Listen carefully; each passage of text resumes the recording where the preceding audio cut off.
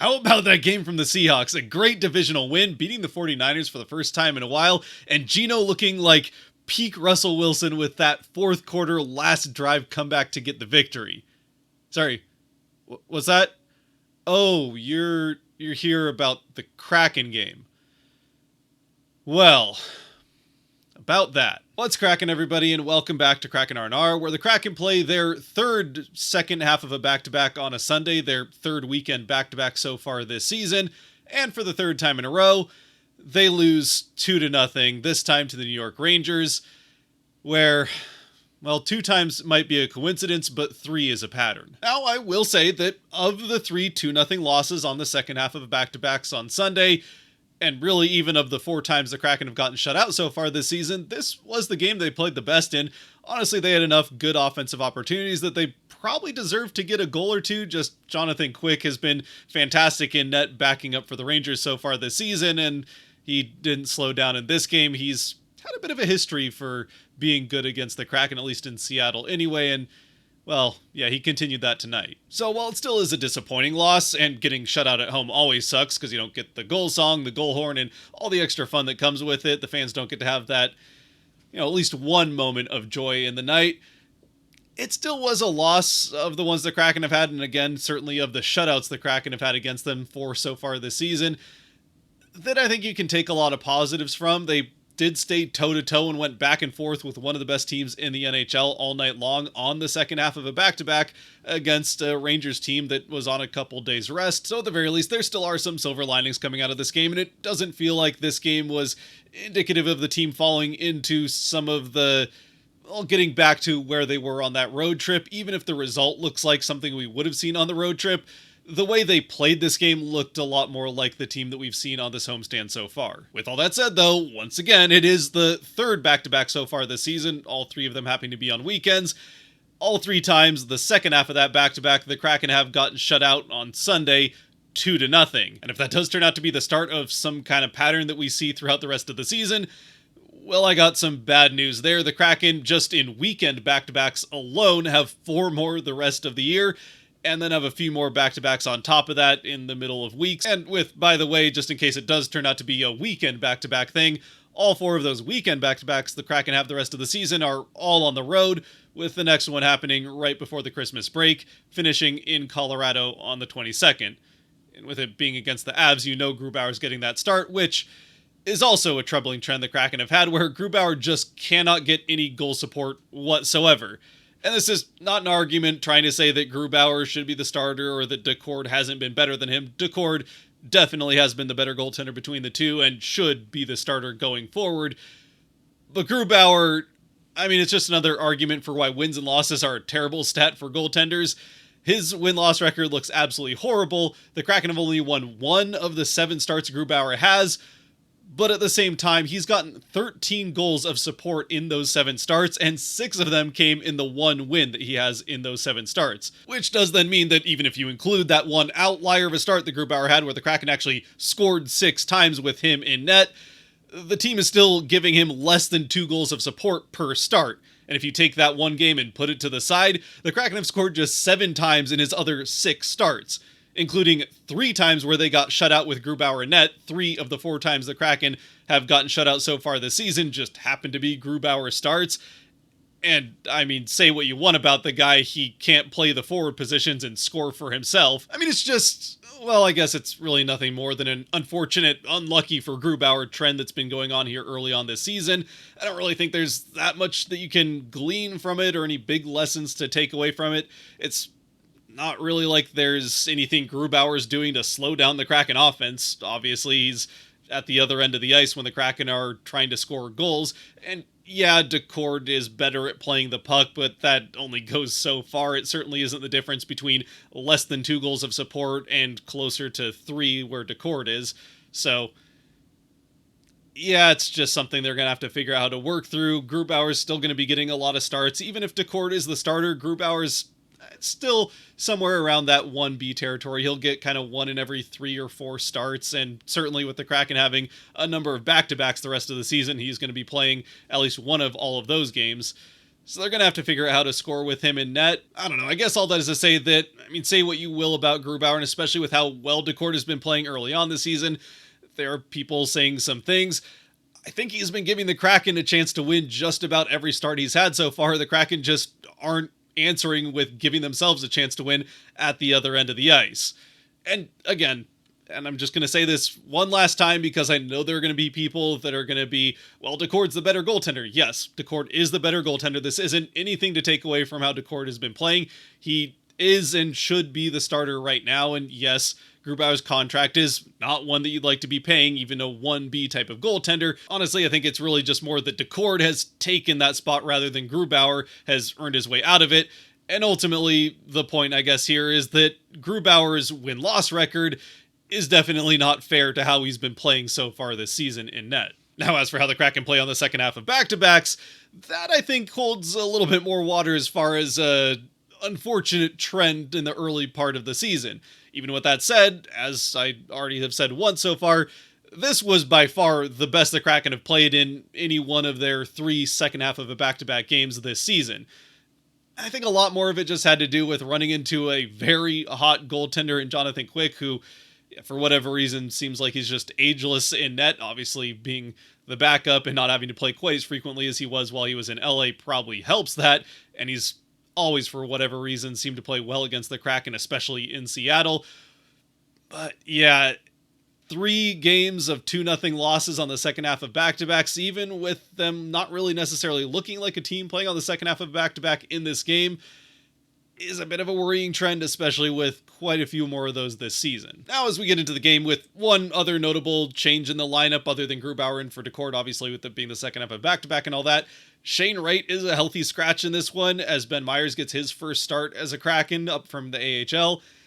And I gotta say, I personally didn't feel like Shane was playing all that poorly. His line definitely wasn't producing, and the point production hasn't been there with Wright so far, but he's been doing a lot of the littler things right. In the end, Bilesman after the game he just felt like Wright got off to a pretty good start to the season and has been in a, as he said, not so good trend ever since then. So this was one game that on a second half of a back-to-back, they could give him a chance to reset, watch the game, and try to get back to how he was playing at the start of the season, which I suppose is fair. The lines he's been on, I think there's been some amount if he's kind of just been victimized by being on a line where they're just throwing 2 extra wingers on either side of him. He hasn't had a lot of consistency. Really, the most consistency he's had on his wings was when he was up on that first line after the first couple of games. He spent a while there with Eberle and McCann. But since then, he's kind of just gotten thrown whatever 2 wingers they have left after they've solidified the first, second line, and then, well, yeah, that fourth line that's kind of been more of a third line here lately. Anyway, all that to say, I'm still not personally all that worried about Shane Wright. He's still, I think, been playing pretty well. The points will start to come the way he was playing. It's just, I don't know, maybe it's a good chance for him to have a little bit of a mental reset and try to come back with some fresh eyes after having the 1 game off.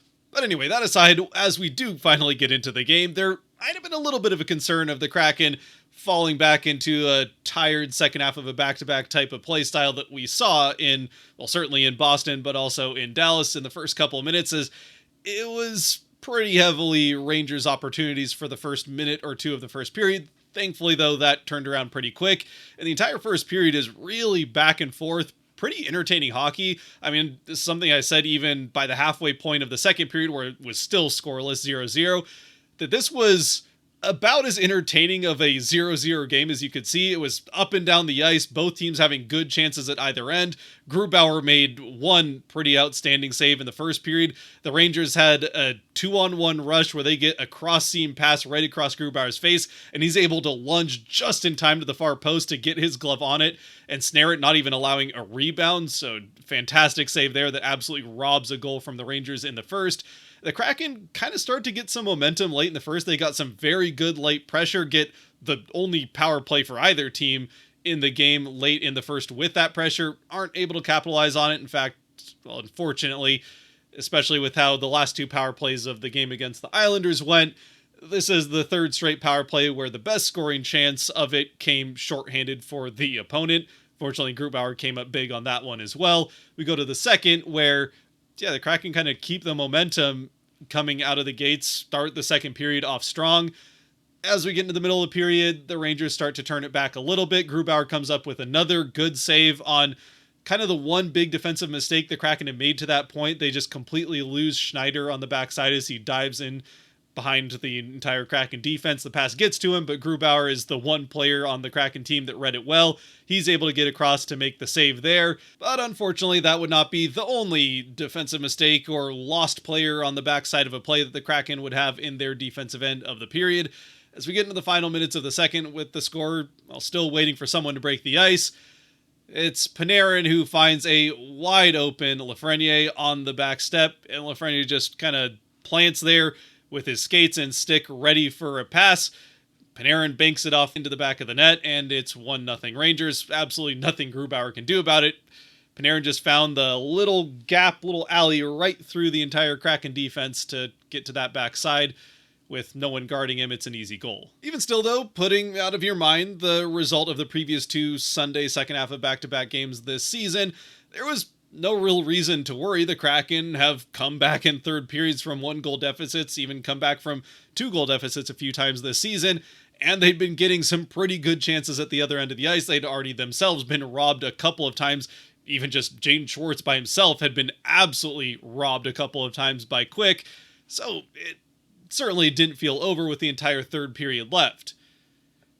But it definitely doesn't help when early on in the third period, the second, maybe third shot for the Rangers of the period is one that Grubauer does just have to have. It's a shot from Jones as he comes down deep into the Kraken offensive end. Actually, the second time already early on in the third that he had done that. He fires off a shot up high. Grubauer goes up to try and make a shoulder save, but unfortunately it wasn't quite that high. The puck instead goes off the inside of his armpit and into the net behind him to give the Rangers the 2-0 lead. And again, definitely one that Grubauer has to make a save on. It's definitely one that he'll want back. Though even with that said, again, the Rangers had already scored once on one that wasn't his fault at all, and that was enough to win this game. So you cannot blame Grubauer whatsoever for the outcome of this game. And that's even putting aside the two, or at least two, fantastic saves that he had made that straight up robbed what should have been goals already. So yeah, one that he does have to have, but on the night as a whole, it really definitely was not the difference maker. Though with that said, and not to talk out both sides of my mouth or anything like that, but the difference that this goal does make in the game is, well, for the Kraken, kind of the one point in the game, the one stretch of a few minutes where it did look like they kind of deflated a bit and just didn't have that same push that they'd had for the majority of this game, does come after this second one goes in. I don't know, I guess I felt like you could clearly see a drop in the energy level of the team, at least for a few shifts, and, well, even Coach Bylsma after the game said the same thing, so I clearly couldn't have been the only one that noticed the team. The effort kind of took a hit there for a few shifts, but they were able to get it back. On the Rangers end of things, the difference the second goal made was they did start to kind of turtle up in their end a little bit and focus on the defensive part of play, making it much more difficult for the Kraken to get those transitions and get those chances down at the other end of the ice that had been there really all game long up until this second goal goes in. Once they have that one insurance one, they start to play a little bit more to just not give up goals rather than to push back the other way. When they do get the possession of the puck, they were, still getting their chances at the Kraken end of the ice here and there, but for the most part, playing a little bit more conservatively, not taking chances that could potentially give the Kraken a chance back the other way. And so with that, and since you've already seen the final score, and I've already said a number of times, it's kind of been a big part of this video so far that the Kraken get shut out. They aren't able to score. They do go empty net towards the end of it and aren't obviously able to make much happen there. They get a couple more chances. They did a lot of kind of throwing pucks towards the net and through the crease, looking for redirects. Not unlike how the Rangers got their first goal of the game, just the Rangers were a little bit more aware of guys on the backside of the goaltender. Just none of them ended up connecting. Schwartz had a couple of times where he was in the crease looking for a shot to get banked in off of him, but the Rangers contesting things pretty well, and Quick was also somewhat on top of that. A couple of times the Kraken would pass through the crease and Quick would break it up himself. So Kraken not able to come up with anything. They do prevent the Rangers from hitting the empty net, which preserves the symmetry of another 2-0 loss in the second half of a back-to-back, if nothing else. And we get to that 2-0 final score. Again, a game where honestly I felt like the Kraken played a lot better than the score suggests. Honestly, I feel like both teams played better offense than the score suggests. It's no wonder that both goaltenders ended up in the 3 stars of this game. But nevertheless, the end result for the Kraken is the exact same as it was in the previous 2 Sunday second half of back-to-back games.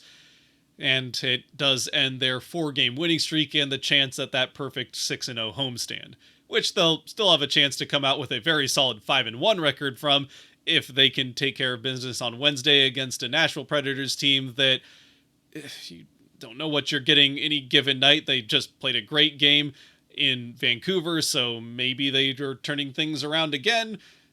But overall, it's a Predators team that has been struggling mightily so far this season. They're in the bottom of the overall standings, so yeah, it's a team that you kind of need to get 2 more points against. But we can save that more for Wednesday. As for this game, one other thing I think the Kraken did really well in this game, which, to be honest, wasn't fully in their control, and the officials did pretty much swallow their whistles after giving the Kraken the 1 power play at the start of the first. I did feel like there were a few opportunities to call penalties both ways throughout the rest of the game, but the Kraken stayed out of the penalty box entirely this game for the first time this season, and it really couldn't have come against a better opponent to stay out of the box against, as the Rangers' power play has been very good so far this season, but especially lately. So, I mean, it doesn't end up changing the final score, really. The Kraken still ended up losing the game, but it was good to see that they were able to not allow the Rangers to get those extra opportunities on the power play when it mattered. Beyond that, though, honestly, I feel like at this point we've already spent more than enough time on this disappointing loss for the Kraken. Even if they played well, the outcome is still a disappointing one. At the very least, Seattle sports fans still had a great Seahawks game that started off the day well, so, well, this one maybe didn't go great. And I feel like the day as a whole was definitely a good one. The Seahawks very desperately needed that win against the 49ers, and, well, this one's not going to make or break the Kraken season by the end of it. At least probably not anyway. So with that, let's finish things out with the Kraken 3 stars. As always, brought to you by the patrons over on Patreon. If you do want to help decide the Kraken 3 stars, or if there are 3 stars after every Kraken game, you can help support a little bit more than you already are by watching the video to this point by going to the link down below and supporting on Patreon as well. And you can feel free to leave me other feedback on ways to change the 3 stars and that kind of stuff. With the 3 stars in this game, though, I don't know that we're going to get 3 out of it, even with everything I've said about the Kraken playing generally a better game than a 2-0 loss would maybe suggest. It still is a 2-0 loss, and obviously there's a little bit more finishing that could have happened on the offensive end. Certainly, I feel like Philip Grubauer has to get the first star, if for nothing else than just dealing with having to sit back there and watch your team not give you any support at the other end of the ice for the 3rd time already this season. And he does make a couple of pretty big saves even before the Rangers score their first one. Grubauer had made a couple pretty, well, let's just say saves that, if things had gone differently, could have been the saves you look back at as, yeah, that's the one that the Kraken won the game because of. Obviously, that doesn't end up being the case, but it's not really for anything Grubauer did. So he'll get my first star. The second star, I do think we can get a second one out of this. I feel like Jaden Schwartz had a good game as far as offensive production is concerned, while nobody ends up scoring. Schwartz was the one that just seemed like he was always around the net and had a couple of very good opportunities to score in this one, just wasn't quite able to lift the puck enough on one occasion, and then on the other, Quick just made a fantastic save. So yeah, we'll stick, I think, with those 2, Grubauer and Schwartz. Let me know down in the comment section below, though, if you have a third one, or if you change around the guys that I picked, or just thoughts on this game in general. I'd love to know your thoughts down in the comment section. Until next time, against Nashville to close out this 6-game homestand with a couple days rest, so at least they have that after a back-to-back. Stay safe out there. Be good to each other. God bless, and go Kraken.